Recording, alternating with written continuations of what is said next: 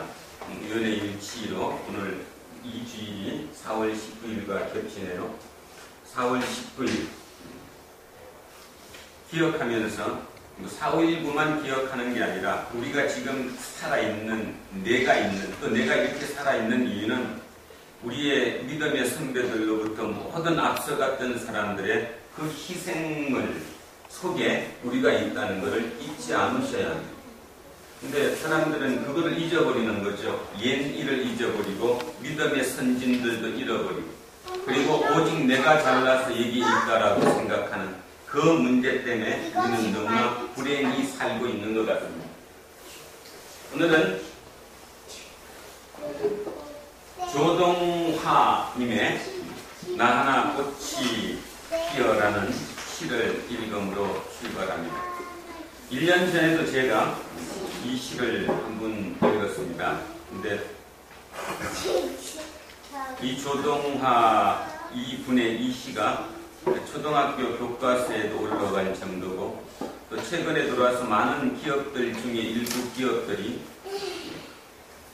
조회 시간에 이 시를 같이 북창해야 한다 그러나 같이 읽고 가고 또 고위 공직자들이 자기 부서에 이거를 읽고 시작한다는 많은 얘기가 있습니다.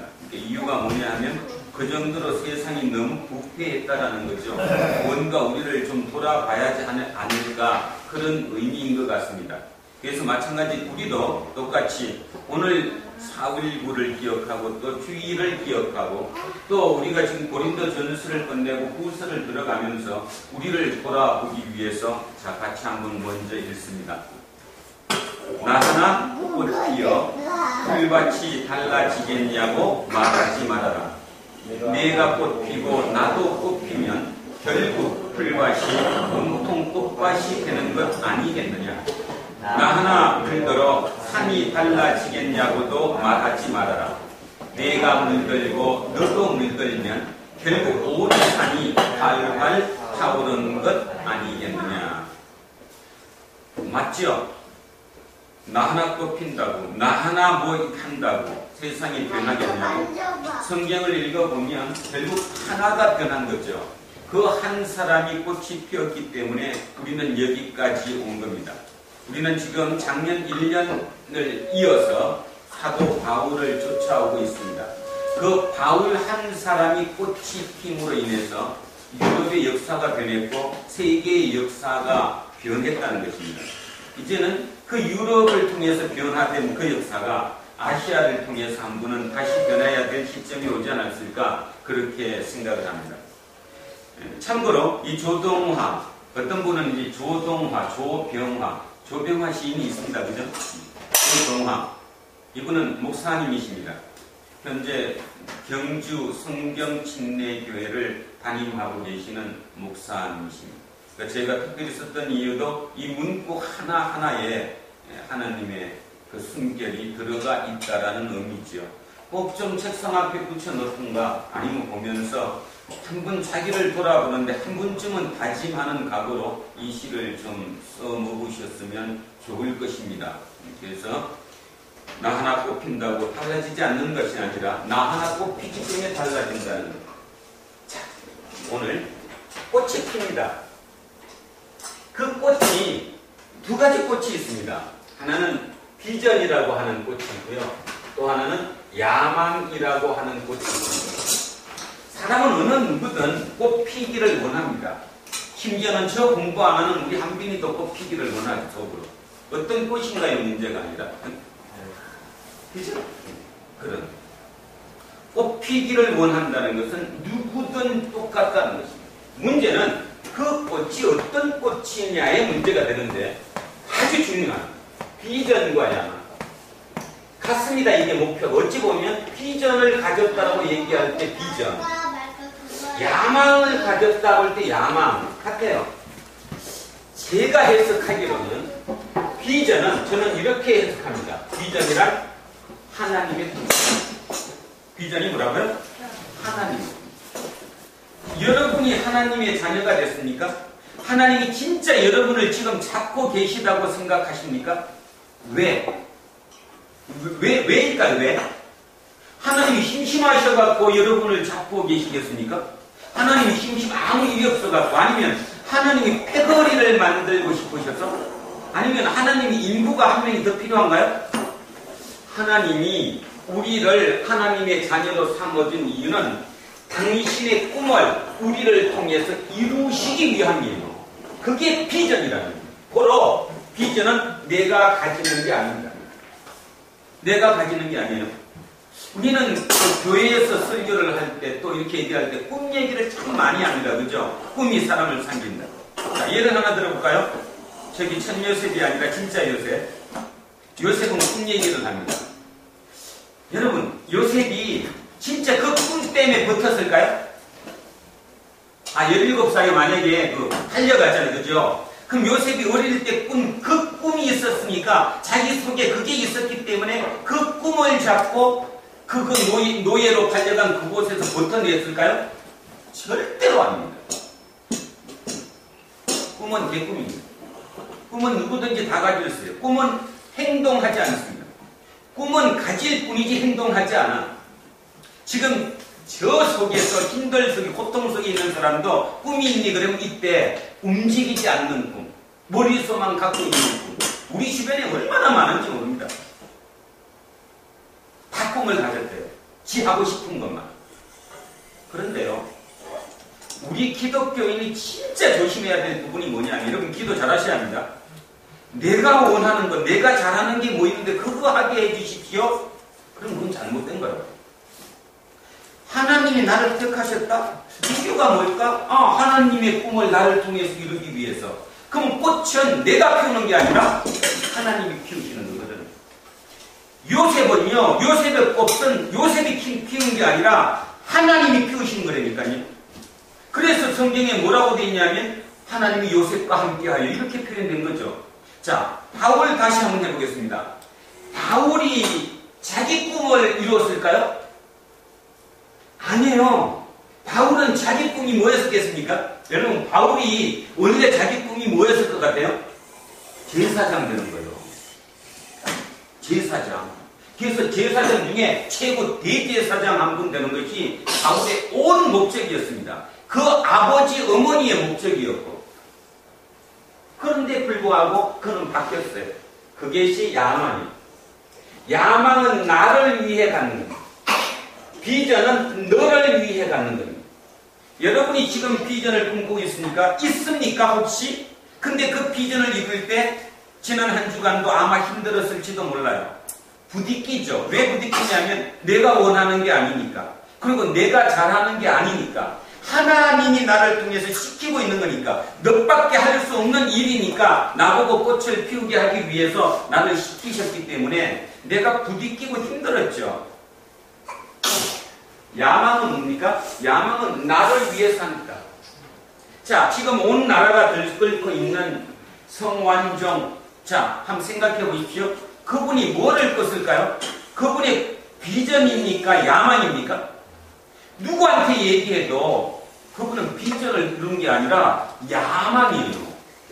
그걸 착각하면 안 된다는 겁니다. 그걸 간접거리로 예수의 능력으로 내가 그렇게 됐다고 한다면 진짜 잘못됐다라는 것이죠. 그분은 야망이었습니다. 비전이 아니었죠. 자, 총리 얘기가 지금 계속 될 것입니다. 그분이 비전이었을까? 야망이었을까요? 야망이잖아. 척글도 없는 야망이잖아. 근데 우리는 그 야망을 굉장히 좋게 보잖아요. 사람은 그래야 한다고. 특히 대한민국을 살아왔던 사람들은 어떻게 배웠냐 하면 지금까지 이렇게 배웠어. 안 되면 되게 하라. 하면 된다. 불가능은 없다. 근데 그것이 어디에 들어왔냐 하면 교회 내까지 들어왔죠. 교회 내까지 들어와서 기도하면 된다. 새벽 기도 열심히 하면 된다. 붙잡고 늘어지면 된다. 내 걸 이룬 거예요. 이름은 예수의 이름을 걸고 그 꼴이 지금 우리의 모습입니다. 지금 우리의 모습. 뭐라고 얘기해도 지금 이 모습이에요. 이 예수를 믿어서 성공한 그 모든 모습을 통해서 지금은 심각한 지경에 왔다는 겁니다. 예를 하나 들어볼까요? 법정선 하면 또 이런 얘기, 목사가 선임 얘기하니까 이상하다고 그럴지 모르는데 그분이 비전을 이뤘을까요? 야망을 이뤘을까요? 그분은 비전이라고 표현은 좀 뭐하겠지만 야망을 이루지 않았어요. 그래서 사람들이 불교도든 불교도가 아니든 그분 얘기를 한마디를 더 들으려고 얘기하고 그 책 한 권을 더 사갖고 보려고 얘기한 거예요. 그죠? 기독교 서적은 어떻습니까? 기독교 서적은 오직 하나님의 이름으로 이렇게 막 하면 뭔가 이루어진다는 그 책을 베스트셀러가 안 되잖아. 우리만 읽잖아. 우리만.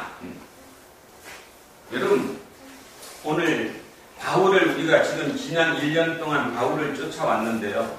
그 바울이 도대체 우리에게 주는 메시지가 뭔가를 정확하게 여러분 알아버리셔야 합니다.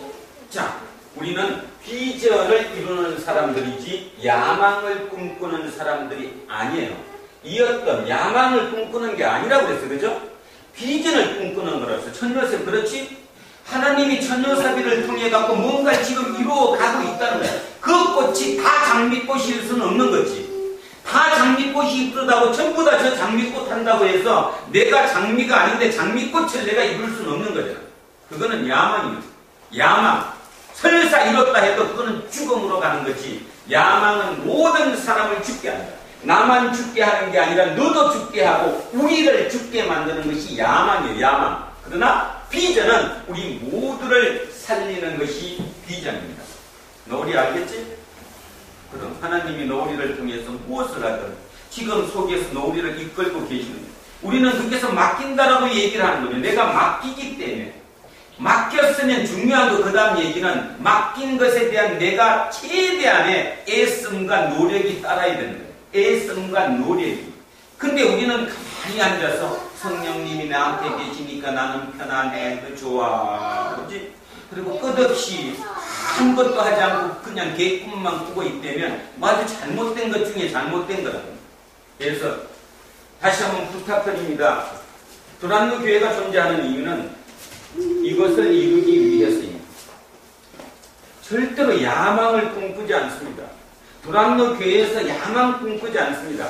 혹시라도 제가 예전에 이렇게 설교한 것에 대해서는 제 스스로 진짜 회개합니다.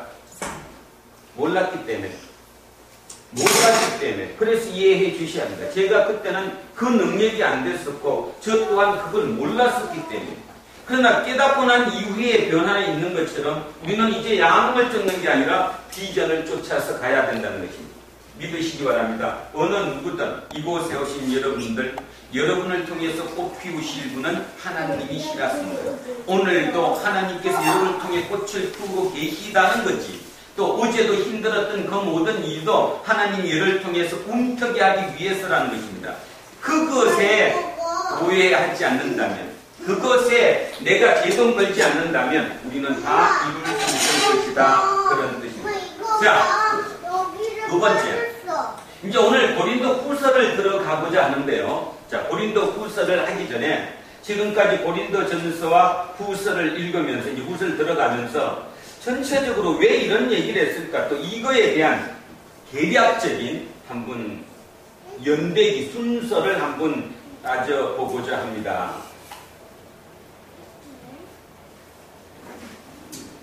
자, 앞에 한번 보십시오. 빨간색으로 표시된 것이 2차 전도 여행입니다.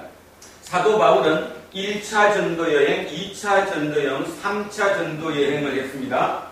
이 정도는 이제 기본적으로 좀 머릿속에 순서는 외워두셔야 합니다.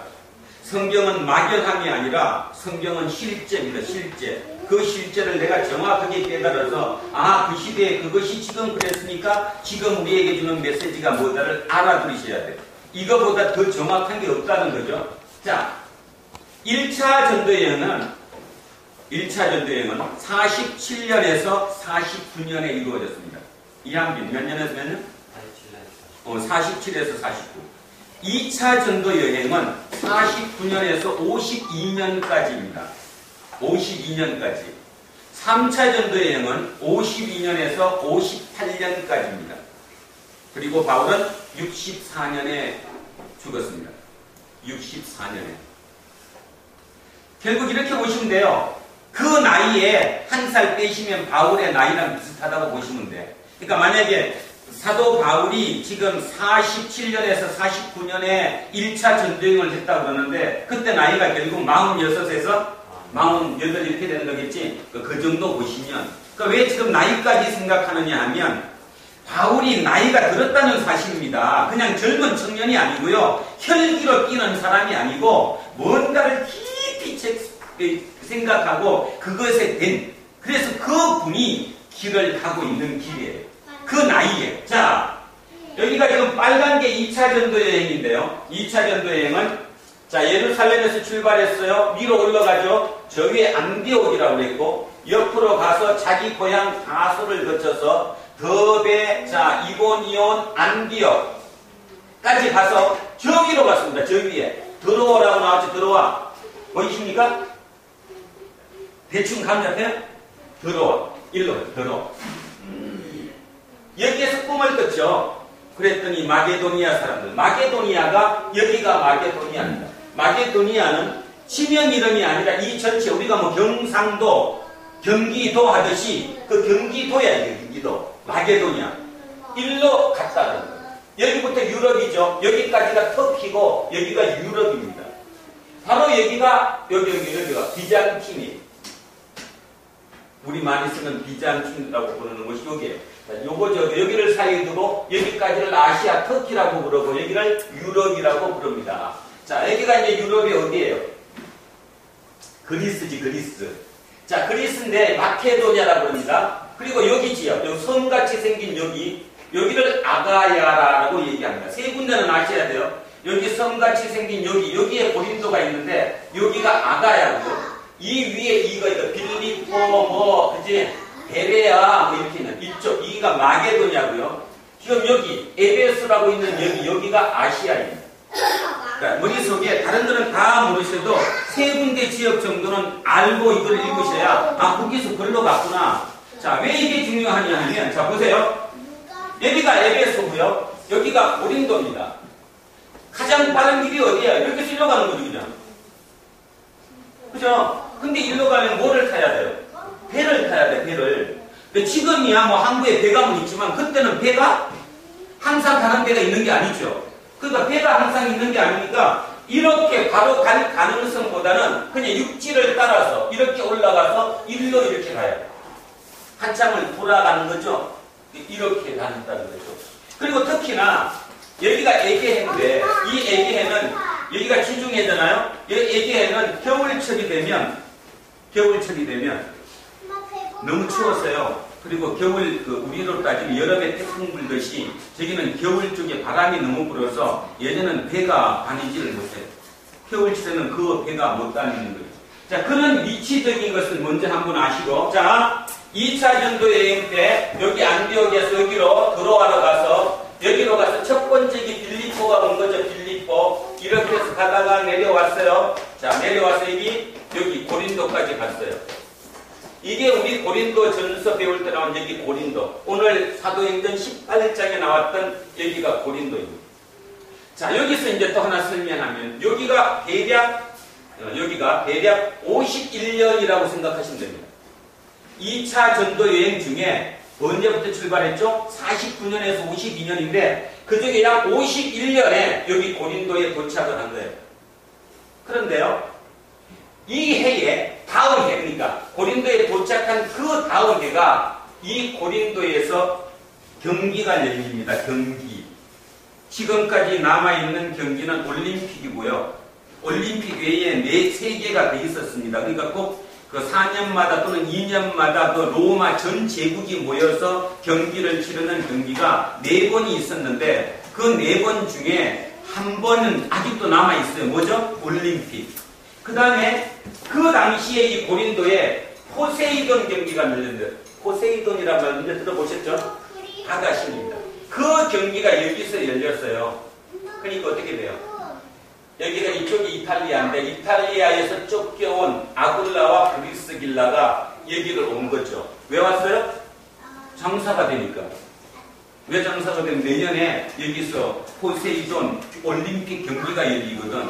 그러면 그때는 선수들이 각국에서 로마 각지에서 오면 못 치고 자야 돼요? 텐트를 치고 자야 되잖아요. 지금처럼 뭐 선수촌 아파트가 있는 게 아니니까. 그러니까 뭐 대목 보는 거거든, 대목. 그래서 아굴라와 브리스길라가 저기 왔는데 바울도 우연찮게 그 시기를 맞춰서 딱 갔더니 딱 맞은 거죠. 장사가 잘 되는 거예요, 지금. 어떠한 장사가 기가 차게 잘 된다니까, 이때가.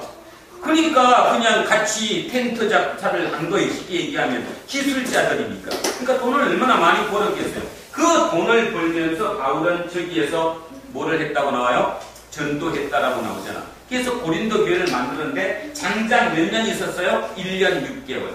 여러분들은 오해를 하시면 이렇게 생각할 수도 있습니다.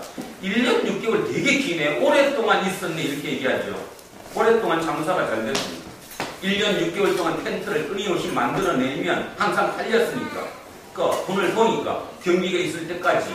자, 그래서 있었던 거예요. 여기를 끝나고 이제 1차입니다. 여기서 끝나고 자, 고생하살게요. 배 타고 왔죠? 배 타고 여기로 넘어온 겁니다. 어떤 이게 어디예요? 에베소예요. 근데 문제는 아굴라와 브리스길라, 쉽게 말해서 주인이잖아. 내 주인, 같이 텐트 장사했던 그분들도 여기를 때려치고 따라온 거라니까요. 바울을. 자기 직원이었는데 따지면 바울이 전하는 그 도에 매력이 빠진 거예요. 저는 여기서 생각합니다. 우리에 대해서, 또 저에 대해서. 사람이 신실하고, 사람이 진짜 올바르고, 사람이 진짜 뭔가 예수와 함께 있다고 느끼면 주변 사람들이 나한테 그렇게 한다는 겁니다. 나한테. 혹여라도 여러분과 같이 하는 사람이 지식이 나갔으면 좋겠어. 그 소리 듣는 데면 여러분 심각합니다. 아십니까? 자기를 돌아보시거든요. 내 주위에 있는 과연 내가 누군가가 그지? 저 새끼가 아니라 진짜 저 사람, 저분이 나랑 같이 있는 게 너무 좋아. 같이 하고 싶어. 할 수 있을 것이라는 거죠. 그것이 하나님의 비전을 이루어가는 거라는 겁니다. 바울은 그게 됐기 때문에 그 부부가, 그 돈 잘 버는 장사 부부가 여기서 같이 따라서 여기까지 온 거예요. 당신 따라가겠다고. 그래서 여기 와서 조금 있다가 보니까 이제 바울은 이렇게 빨간 거 가잖아요. 이렇게 일로 올라가는데 그들도 따라가겠다고 그러는데 뭐라고 했어요? 우리 18장 오늘 읽으니까 바울이 부탁했죠. 아굴라와 브리스길라에게 그냥 나 대신에 여기 좀 남아서 여기 뒷사람들 마무리 좀 해주시는 게 나를 도와주는 겁니다. 그래서 그들이 여기 남았던 겁니다. 그리고 왔다가 이제 3차 갑니다. 오늘의 제일 중요한 거는 3차가 이제 가는데 3차는 지금 무슨 색깔이요? 검정 색깔 이렇게 가죠. 자, 이렇게 갔는데 보세요. 여기까지 가서 일로 간 게 아니라 바로 일로 왔어요. 에베소에. 그래서 장장 이 에베소에서 2년 반을 있었습니다. 2년 반. 우리가 지난 고린도 전서가 왜 중요하냐 하면 여기에서 있는 2년 반 동안에 여기에서 여기가 가깝잖아요. 따지면 왕래가 많으니까 이 고린도 교회에 대한 소식을 아주 많이 들었다는 겁니다. 바울이. 그렇지 않아요? 가까우니까. 그리고 얼마나 애착이 있겠어요. 자기가 고린도에서 당장 1년 6개월이라는 기간 동안 그 길을 개척해놨으니까 그 사람에 대한 그죠? 그 애착도 상당히 강했을 거예요. 그러니까 바울은 여기에서 편지를 쓰는 겁니다. 소문을 듣고 그 소문에 대한 편지, 또 여기서 바울이 여기 있다는 소리를 듣고 여기 있는 사람들이 질문에 대한 답, 그런 것을 편지로 보냈는데 그 편지가 총 4개입니다. 4개. 1차 서신, 2차 서신, 3차 서신, 4차 서신. 4개인데요. 그 중에 이게 지금 없습니다. 여기 1차가 없습니다. 그래서 여기 2차가 있는데 이게 여러분 지금 우리가 같이 지난번에 봤던 고린도 전서입니다. 3차가 없습니다. 성경에 빠졌어요. 안 나와. 이게 바로 고린도 후서입니다. 왜 이 순서를 제가 편지를 써드려야 되느냐 하면 저 편지를 아셔야지만이 이게 몇 번째 편지이구나. 그럼 어떤 이유 때문에 저 편지가 써졌구나. 그거를 아셔야 되기 때문이에요. 자, 그래서 1차, 2차, 3차, 4차 4개 중에 고린도 전서가 이게 2차가 고린도 전서고요. 4차가 고린도 후서예요. 우리가 지난번에 같이 공부하고 같이 읽어왔던 것이 고린도 전서고요. 그 다음 고린도 후서라는 거예요. 또 한 번 방문을 몇 번 했느냐? 방문이 세 번이에요. 아까 이거 맨 처음에 왔던 게 2차죠. 2차 전대여행 중에 아까 51년도라고 그랬죠. 51년도에 저기 빨간 거 고린도에 왔어요. 이제 첫 번째 방문이죠. 2차 방문이 두 번째 한 번 있었고요. 이제 3차 방문이 마지막 끝나는 거거든요. 이제 요 전체를 놓으면서 이제 하나씩 좀 세부적으로 설명을 드리겠습니다. 자, 1차 방문은 금방 말씀드렸죠. 아까 브리스길라와 아굴라를 만났던 그 첫째가 1차 방문이에요. 그리고 끝나고 1차 서신은 언제 줬냐 하면 2차 지금 요거 3차 여기 중에 요 까만 겁니다. 세 번째 전도여행 중에 여기서 몇 년을 머물렀다고요? 2년 3개월 머무는 동안에 쓴 편지입니다. 자, 이 2년 3개월을 머물렀던 에베소, 이곳이 도대체 어떤 곳이냐? 사도행전 19장을 합니다. 사도행전 19장입니다. 오늘 읽었던 사도행전 19장.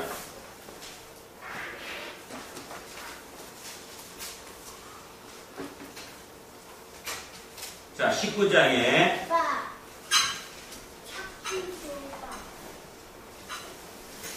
8절, 9절, 10절. 19장에 8절, 9절, 10절. 자, 19장입니다. 19장에 8절, 9절, 10절입니다.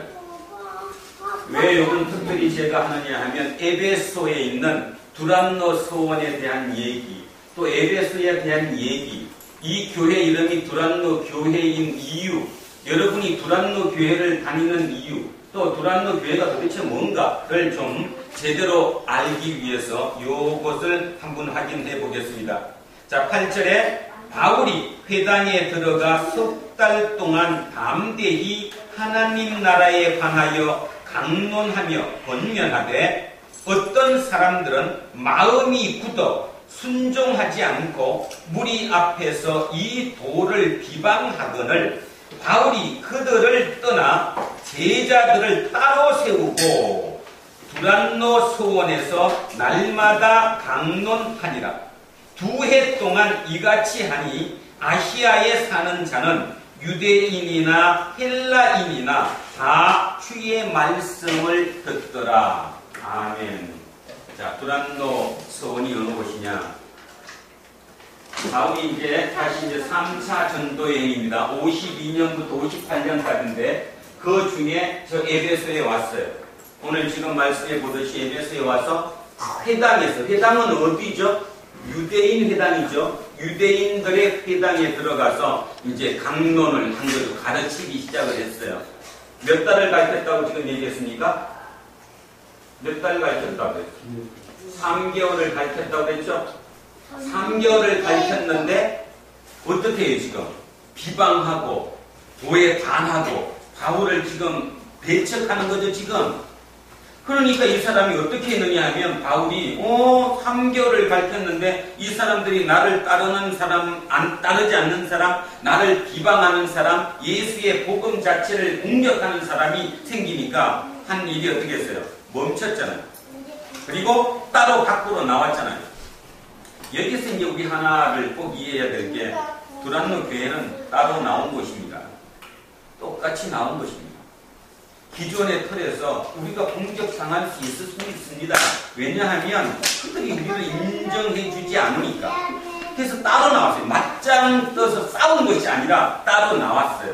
그래서 나온 곳이 어디라고요? 두란노 서원인데, 두란노 서원인데 이제 우리말로는 이렇게 썼어요. 두란노.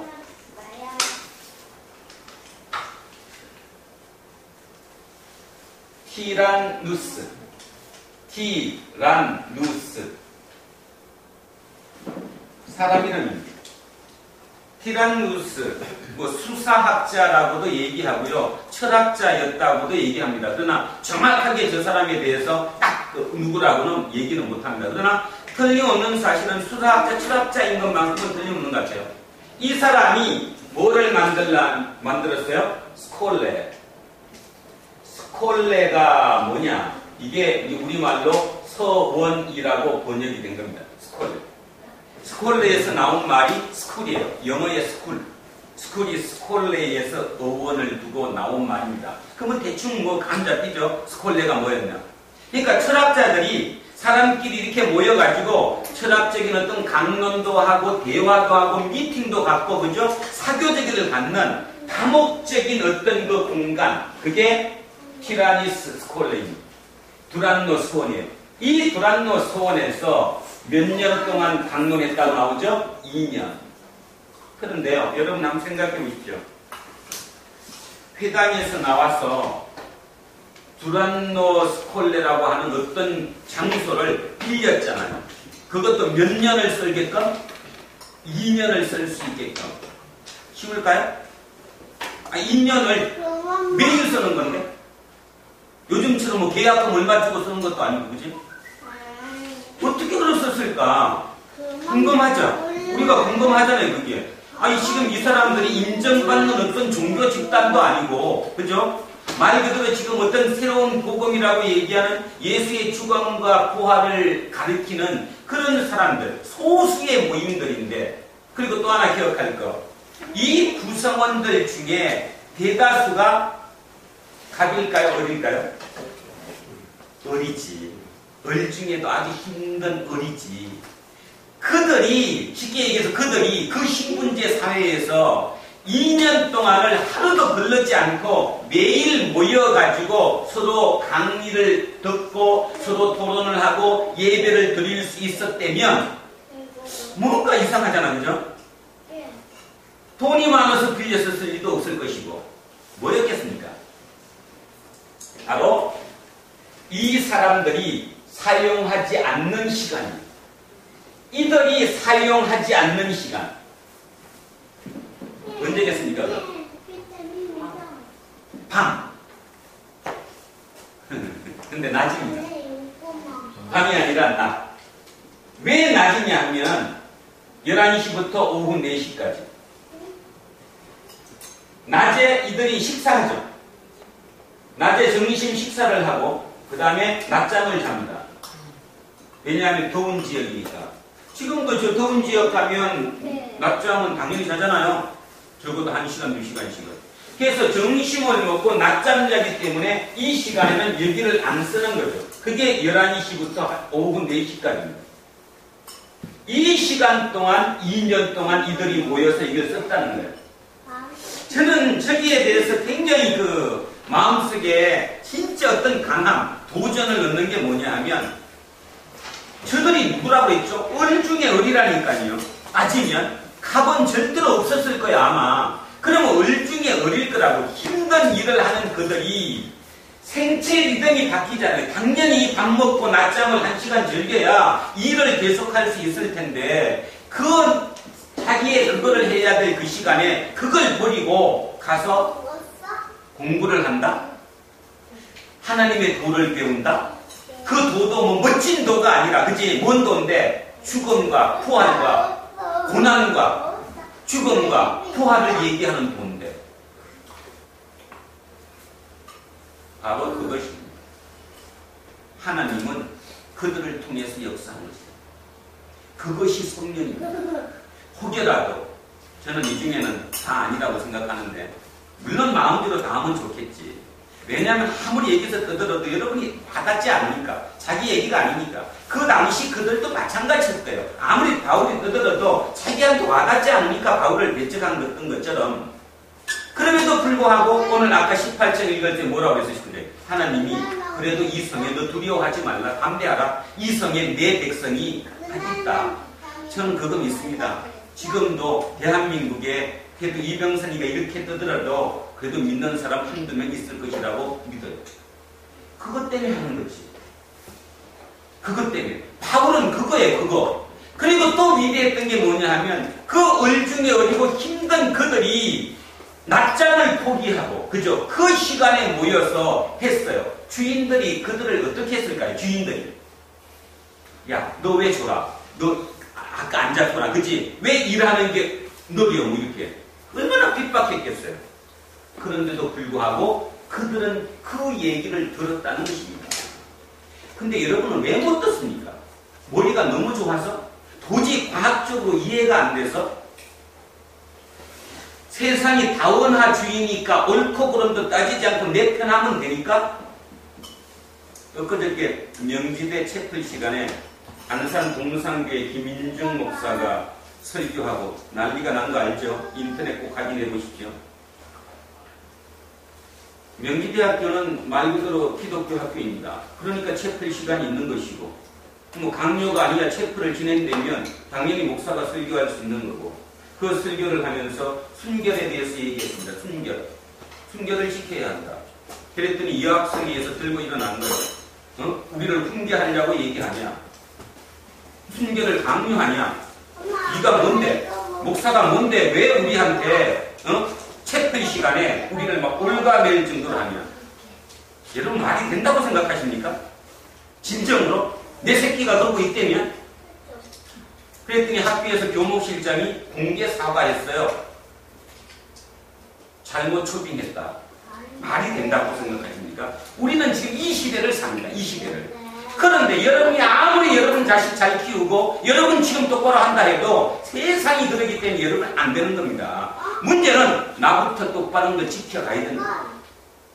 나부터. 여러분부터 한 사람이 똑바르게 지켜나가면 결국 내 자식이 그 부모를 따를 것이라는 것. 그거 외에는 답 없어요. 적어도 그건 잘못된 겁니다. 동성애 얘기도 하지만 진짜 잘못된 거예요. 그죠? 대학교 채플이라는 말 자체는 말 그대로 기독교 학교이기 때문에 채플 시간이 있는 거예요. 그럼 당연히 설교를 하는 것이고 설교하는데 옳은 얘기를 하지 자기 비유 맞추기는 얘기를 할 수 있는 게 아니잖아. 그럼 당연히 순결 얘기를 할 수 있는 거고 요즘 얘기가 그런 문제가 되니까 요즘은 80%가 순결이 없다며요. 중학생의 40% 이상이 이미 다 그런 시대에 그분도 답답하셨으니까. 그리고 그분이 누군지 아시죠? 안산 무슨 학교지? 동산고등학교를 설립하시고 학생을 가르치는 이사장이시잖아. 그러니까 자기가 답답한 마음이 있었으니까 그 채플 시간에 그 학생들도 얘기했겠지. 근데도 그 대학교에 여학생회가 들고 일어난 거예요. 말도 안 된다고. 그랬더니 학교 측에서 공개 사과를 해요. 섭외를 잘못했습니다. 죄송합니다. 이게 말이 됩니까? 그런 시대에 똑같습니다. 그 시대에 바울이 저기서 모여서 자기들끼리 구별해서 우리는 그래서는 안 된다고 한 거예요. 그랬더니 기적이 일어났습니다. 아까 두란노 손에서 했더니 10절에 뭐라고 하면 10절 한번 읽겠습니다. 10절. 10절 시작. 2해 동안 이같이 하니 아시아에 사는 자는 유대인이나 헬라인이나 다 주의 말씀을 듣더라. 자, 아시아가 어디라고 했어요? 여기라고 있죠? 자, 여기 에베소입니다. 제가 단은 읽지 않고 제 눈에 보이는 거 몇 개만 읽겠습니다. 여기 에베소, 여기 사대, 여기 도아디라, 여기 서머나. 뭐 감 잡힙니까? 감 잡히세요? 네? 그렇지. 아시아 7교회가 이때 생긴 겁니다. 저는 이곳에서 그게 생길 것을 믿습니다. 아멘. 아멘? 진짜 아멘 하셔야 합니다. 이 은행동, 이 골전, 이 지하에서 제가 설교가 크지 않은 설교, 제 인터넷 사이트에 들어와서 설교 몇 분 듣다가 설교 아니라고 해서 들어오지 않는 사람들처럼 나는 진짜 난 설교하고 있다고 생각합니다. 여러분의 감정을 북돋우지 못하고 뭔가 위로하지 못하고 그럴지는 모르겠지만 나는 지금 옳게 내가 판단하는데 옳다고 생각하는 걸 지금 얘기하고 있어요. 그랬더니 바로 그러했더니 바울이 그러했더니 거기에서 기적이 일어난 거잖아요. 2년 반 동안에. 그래서 아시아 7교회가 생긴 거예요. 결국 그 아시아 7교회가 생겼기 때문에 나중에 요걸 얻어먹었던 말든 그게 이어질 수 있었던 거잖아요. 그렇죠. 만약에 그래서 바울이 그들과 타협하고 자기를 공격하는 그들을 쓰다듬고 안기 위해서 뭔가 자기를 약하게 하고 옳은 것이 아닌 조금 비껴갔다면 절대로 지금 이 기독교는 여기까지 오지 않았습니다. 그것이 바로 비전입니다. 바울은 철저하게 비전을 알았어요. 하나님이 나를 통해서 이루어져야 될 게 뭔지 아셨다는 거예요. 그죠? 날마다 우리는 투쟁해야 합니다. 그게 만만치 않거든요. 그래서 바울은 끝없이 얘기합니다. 말씀에 붙들려서 성령에 사로잡혀서. 이게 뭔 뜻인지 아시겠죠? 내 힘으로는 못했는데 결국 그게 옳다는 걸 알고 내가 한번 끝까지 눈 갔더니 됐더라고요. 바울은 그럼 얼마나 아팠을까? 자, 그 다음 얘기합니다. 거기까지 얘기했고, 저 에베소에서 이 서신을 썼어요. 고린도에다가 이제 편지를 보냈어요. 고린도 소문을 들었으니까. 그랬는데 서신을 듣고도 그것도 없는 거예요. 그래서 이제 2차 서신을 썼어요. 두 번째 서신을. 우리 이제 지난번 끝났던 고린도전서 2차 서신을 썼는데, 쓰고 나서도 마음이 답답해가지고 2차 서신 우리 16장 할 때 지난주에 뭐 했냐면 이거 얘기했잖아요. 내가 너네를 지나가지 않겠다. 기억나십니까? 지난주 내가 너네들을 스쳐 지나가지 않고 내가 어디를 갔다가 일로 마게도냐를 먼저 갔다가 너네한테 가서 너네들에서 겨울을 나고 싶다. 맞죠? 그거요. 근데 원래 1차 서신에서는요, 저기 1차, 지금은 없지만, 저 1차 서신에서는 이렇게 얘기했거든요. 내가 너네한테 먼저 갔다가, 들렀다가, 다시 위로 마게도냐를 올라가서, 여기 일을 보고 다시 내려오면서, 너네 들렸다가 예루살렘으로 가겠다. 자, 한 분만 더 해요. 뭐가 차이점인가 보세요. 처음에 편지에서는 내가 너네한테 갔다가 고린도, 위로 마게도냐를 올라갔다가 다시 내려와서 너네 들렀다가 예루살렘으로 가겠다. 이거와 2차 서신에 나는 이번에는 마게도냐를 먼저 들러서 여기 일을 보고 너네한테 가서 여기서 겨울을 같이 나고 싶다. 뭐가 틀립니까 지금? 뭐가 틀려요?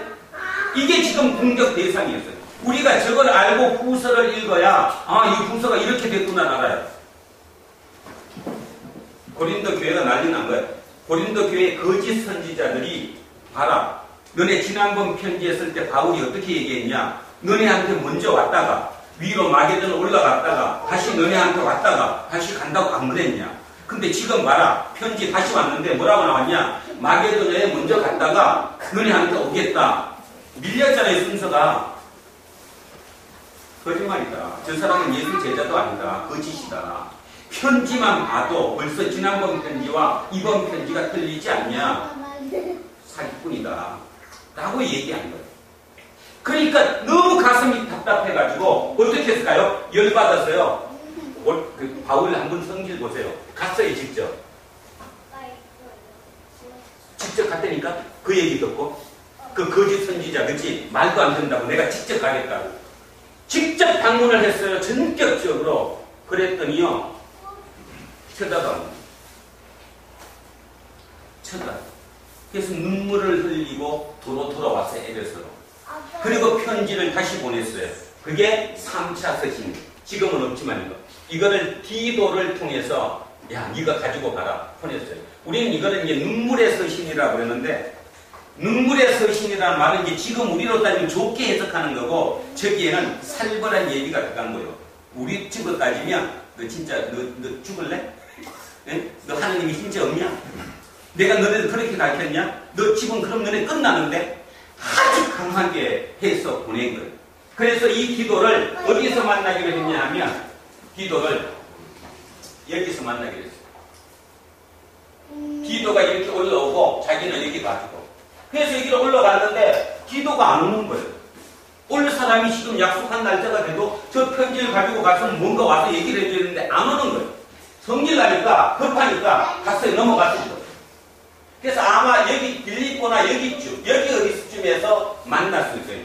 기도를. 그랬더니 기도가 뭐라고 되는가 하면 선생님 지난번에 보내신 그 서신 그 편지를 보고 그들이 다 무릎 꿇고 꿇어앉아서 회개하고 구원받아가 되고 선생님이 다시 돌아왔습니다. 회복됐다는 것입니다.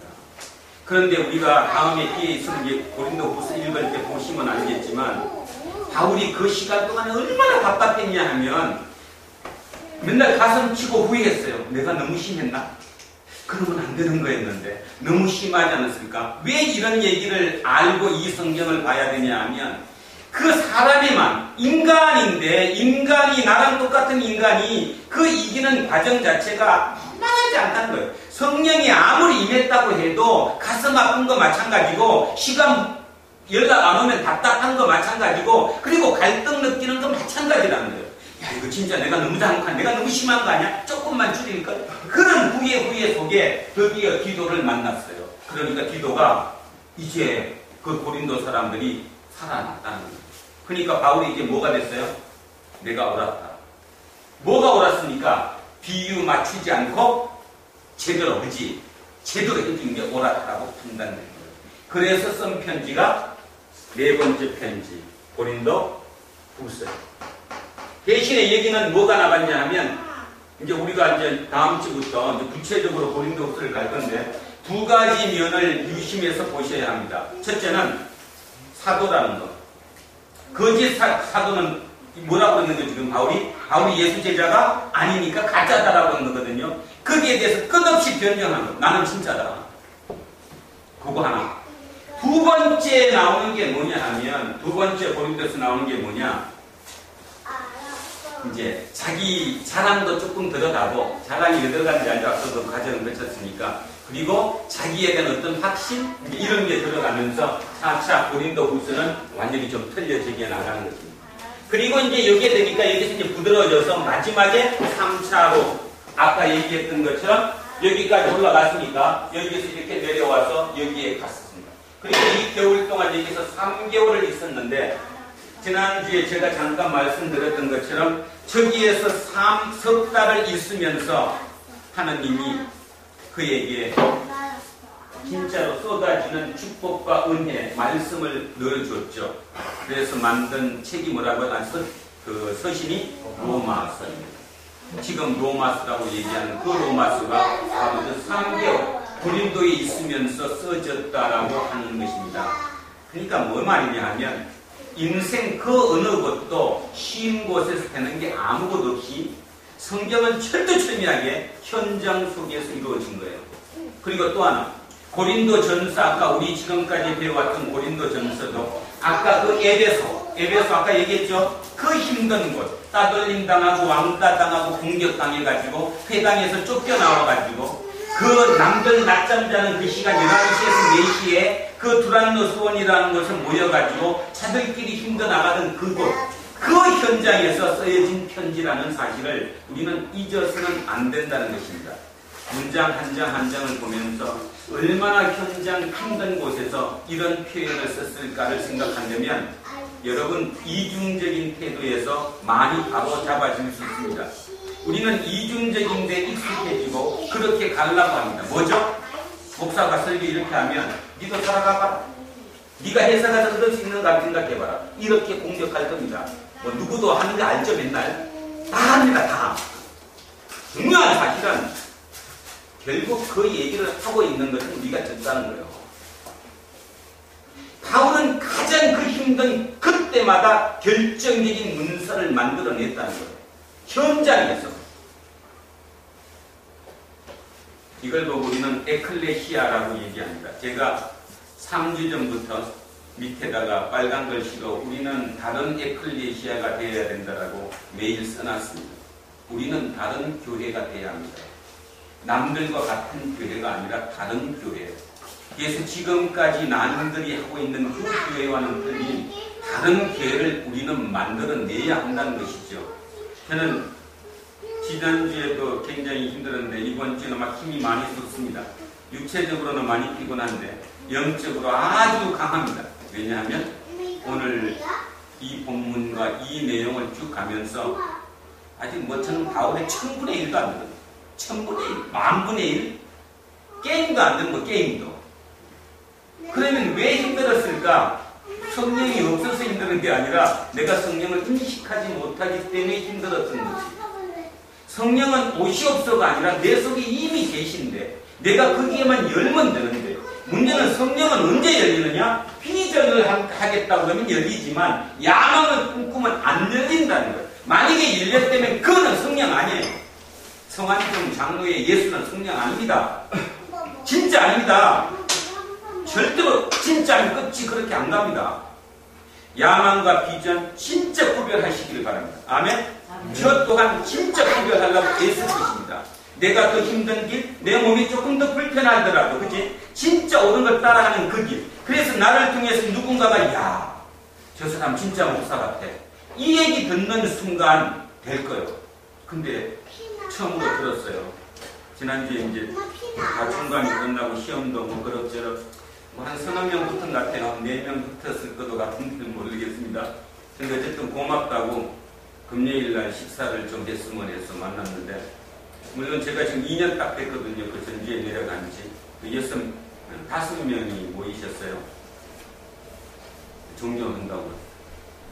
팬이 되겠다. 그래서 정기적인 모임을 좀 가졌으면 좋겠다. 무조건 오케이. 왜냐하면 그렇게 하다가 이제 그지 그렇게 하다가 이제 우리 유호들이 살짝 이제 들어가면 뭔가를 만들어내는 것처럼 그렇구나 그런 거다. 그러면서 제가 회개하고 반성했던 거, 또 여러분에게 오늘 마지막으로 꼭 전하고 싶은 게 뭐냐 하면, 내가 진짜 반듯하면, 진짜 옳으면, 진짜 옳은 향기를 풍기면 나비는 온다는 거예요. 그러면 왜 안 됐을까? 하루는 조금 향기 좀 날만 하다가 한 주는 썩은 향기가 나거나 내가 아직 완전히 쓰지 못했기 때문에 안 모인다는 거예요. 다른 이유 아무도 없어요. 여러분 각자가, 저와 여러분 모두 각자가 진짜 지금 고린도 전서 이제 구설하듯이 이거대로 한번 살아가려고 애쓰면 세상의 사람들은 지금 쳐다보고 있다니까. 진짜인가 가짜인가? 그지? 진짜인가 가짜인가? 분명히 쳐다보고 있어요. 그러니까 법륜 스님 그 강좌에 그냥 얘기 안 해도 그냥 그렇게 많이 모이지. 예수쟁이들도 많이 가요, 그죠? 나는 가라고 권하고 싶습니다. 안 갈 이유 없어요, 그거는. 따지면. 우리가 그걸 못하고 있기 때문에, 내가 그걸 못했기 때문에 내 자신부터 그 향기를 풍기지 못해서 나비가 안 날라온 것이지. 이제? 나비 탓하면 안 된다는 거죠. 그래서 내가, 그렇구나. 내가 작은 교회 목사라고 떳떳하게 얘기해. 나 17명 목사야. 그 누가 나한테 시비 걸겠어? 내가 떳떳하면 떳떳할 수 있는 거지. 17명은 어때? 여러분도 다는 아니겠지만 17명 중에 한 12명만 진짜만 되면 얼마나 좋을까? 날마다 기도를 해. 그렇게 12명만 진짜만 만들어보자. 진짜가 쉽지는 않겠지만 아까 얘기했던 것처럼 바울이 회당에 있는 그들과 완전히 끊어가지고 새로운 데 가서 그 힘든 사람들과 나눴던 얘기가 맨날 끌어안고 부둥켜 하고 힘드니까 힘 합치자 그거였습니까? 아니었다는 거예요. 예수의 죽음과 고난과 그지 부활을 얘기했는데도 불구하고 거기서 아시아의 7교회가 만들어졌다는 그 사실. 그러면 누가 만들었겠어요? 그 얘기를 듣고 설교를 듣고 들은 사람이 각자 자기 고향 돌아가서 만들었다는 거 아닙니까? 돈 많은 사람이 만든 게 아니라 가장 힘들었던 그들, 그 시대하고는 전혀 반한데도 불구하고 진짜 똑바르게 뭐가 같기 때문에 그들이 세우는 기준이 됐다는 거예요. 지금 우리나라가 그걸 느끼죠? 지금까지 하면 된다. 불가능은 나의 사전에 불가능은 없다. 무조건 야망을 이겨야 된다. Always be ambitious. 이렇게 믿고 살아왔던 그들이 이제 나이 들어서 최고 정점에 도달하니까 그 모든 게 와르르 다 무너지고 있잖아요 지금. 그러면 밑에 선 새로운 사람들은 그걸 쫓으면 안 된다는 거지. 그렇다면 기회가 더 있는 거 아닙니까? 우리에게 기회가 더 있어요. 그래서 저는 아직도 저한테 기회가 많다고 생각합니다. 왜냐하면 앞으로 40년은 더 할 수 있을 것 같아요. 40년 나는 더 할 거예요. 그래갖고 기회는 아직도 충분히 있다라는 거 있는 저와 여러분. 그래서 마지막 마무리로 다시 한번 다짐하는 의미로 나아가십시오. 자, 다짐하며 마무리하겠습니다. 나 하나 꽃 피어 풀밭이 갈라지겠냐고 말하지 말아라. 내가 꽃 피고 나도 꽃 피면 결국 풀밭이 온통 꽃밭이 되는 것 아니겠느냐. 나 하나 물들어 산이 달라지겠냐고도 말하지 말아라. 내가 물들고 너도 물들면 결국 온 산이 활활 타오르는 것 아니겠느냐. 아멘. 기도하겠습니다.